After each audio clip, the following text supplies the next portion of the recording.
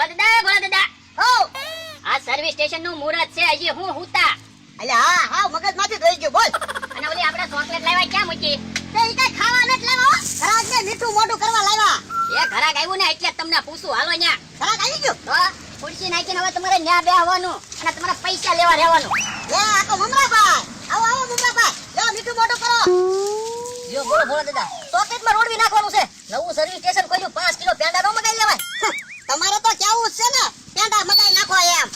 Service station માં કેટલો ખર્ચો છે એ તમને ખબર છે? તો ભોળા દાદા ખર્ચો તો થાય જ તે ને કઈ એમને થોડું બને. તે મમરાભાઈ સર્વિસ સ્ટેશન લાગ્યા પડી જાય ને પછી ખાઈ જજો ને પેંડા.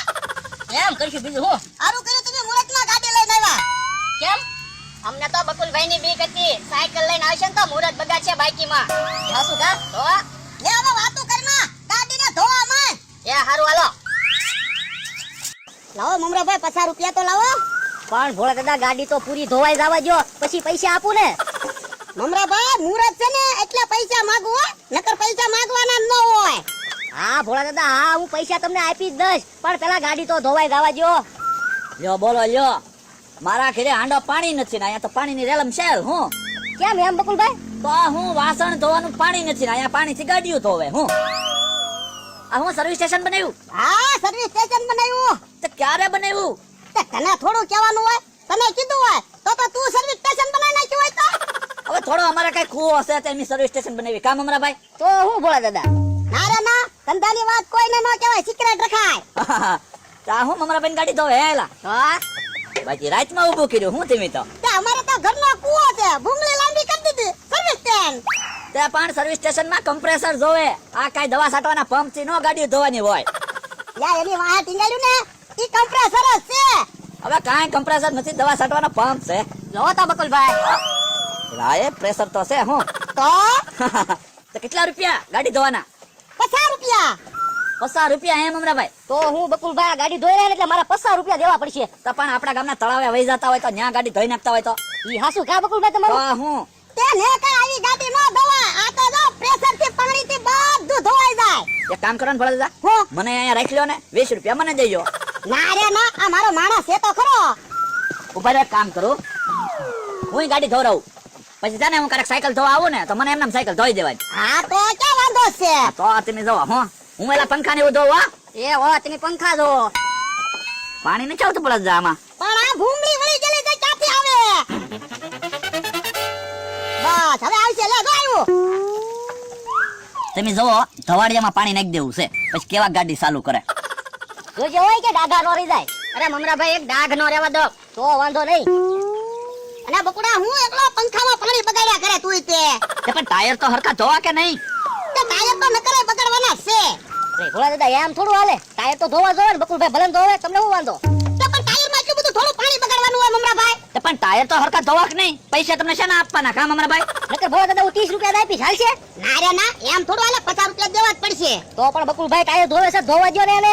આ તો હું ક્યાં ના પડું. બકુલભાઈ હા? ઊભા થઈ જાવ હું પોતું મારી દઉં એટલે હમણાં સાફ થઈ જાહે. આ તો ઉપા લે ને એ આ ક્યાંથી પોતું લાવ્યો તું. એ આ તમારો જૂનો પન્યો હતો ને એ મેં ફાડી નાખ્યો. તો એ પન્યું હું કામ તો ફાડ્યું. એ હવે સર્વિસ ના પૈસા આવશે તેને નવું લઈ લેવાનું. તો પન્યું તો આવશે ખાલી કે કાંઈ વચ્ચે. ભોળા દાદા વચ્ચે વચ્ચે ધંધામાં ધીરજ રખાય. આ તો વાંધો નહીં. તે હોને પણ હું એટલી બધી બળતરા કરવા સર્વિસ સ્ટેશન ખોલ્યું તોય બળતરા લ્યો હાલો મમરાભાઈ ગાડી કમ્પ્લીટ ઉપાડો. હાલો હાલો પેલા પૈસા તો આપો 50 રૂપિયા. વાહ દાદા પેલા ગાડી તો ચાલુ કરવા દો આ ચાલુ કરી લો. આ પણ ચાલુ કરીને આપે એમાં હું ઉતાવળ છે કામ અમારા ભાઈ તો હું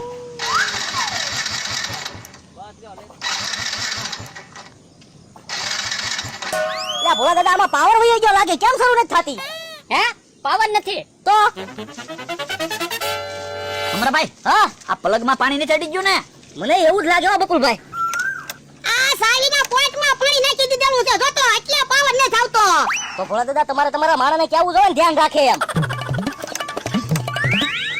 અમારા ભાઈ હા આમાં મેં કીધું એન્જિનમાં પાણી નીકળી ગયું હોય ને તો કેમ ખબર પડે બકુલભાઈ. શેરાની લઈ જવાય ને કોને ખબર જોઈ જવા ને પાવર આવ્યો. પાવર શું ના આવે હમણાં જોઈજો તમે.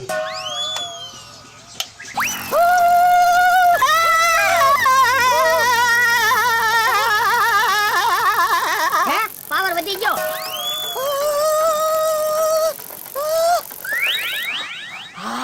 એ લાઈટ નો શોર્ટ કેમ આવ્યો આમાં મમરાભાઈ? કેમ ખબર બકુલભાઈ બહુ પાવર લાગ્યો. અહીંયા વાયર બંધો. તે તમે કહેતા હતા પાવર ના આવતો, તમે પાવર આપ્યો. બાપા, તો પણ પૂછતો તો હોય લાઈટ ના છેડા થોડા દેવાના હોય. તે તમે કીધું પાવર નહીં આવતો, મેં કીધું પાવર આવે ને. હમણાં ટાળી દે તમે તુંય તે. અહીંયા આમાં લાઈટ નો પાવર નો આવે, ગાડીમાંથી પાવર નીકળે ઈ જોવે. મમરાભાઈ ઈ મને શું ખબર હવે? તો પણ પૂછતો તો હોય કોકને. હું આમાં મમરાભાઈ હમણાં તો આમાં ટળી જાત હું. અરે બકુલભાઈ મારો તો જીવ વધેર થઈ ગયો તો હું. તમે તે હવે છે ને આપણે આ સેલ્ફ નીટ લાગતો ને ના ના, તો આમાં કિક આવે. કિક તો આવે જ તે ને, કિક થી સારું થાય. તો કિક મારીને ચાલુ કરો, આમાં નકા હમણાં ટળી જાત આપણે.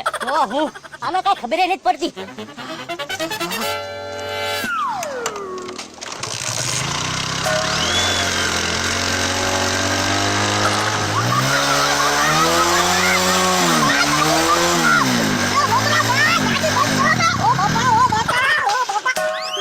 હું છું આમ જોતો નથી મને બધો બગાડ્યો.